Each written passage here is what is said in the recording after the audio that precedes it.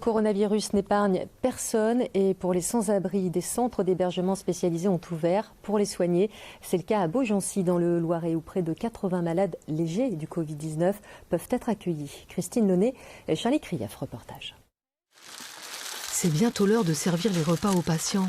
Dans cette ancienne EHPAD mise à disposition par l'hôpital de Beaugency, ils sont 10 sans-abri malades du Covid-19 à être arrivés ces derniers jours pour être soignés.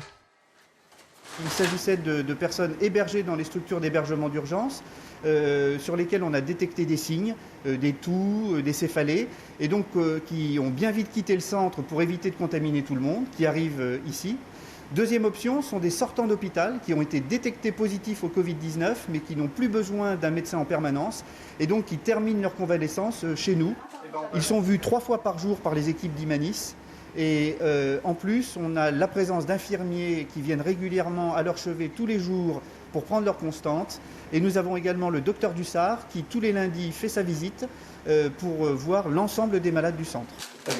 Raphaël est l'un des 2 membres de l'association Imanis à s'être porté volontaire pour prendre en charge les sans-abri.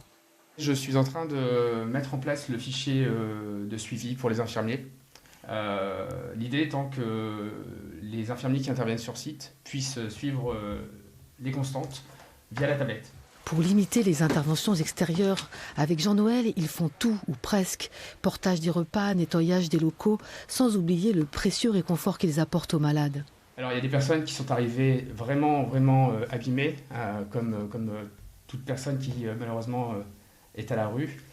En plus du coronavirus, les deux phénomènes feront qu'effectivement ces personnes sont encore plus fatiguées.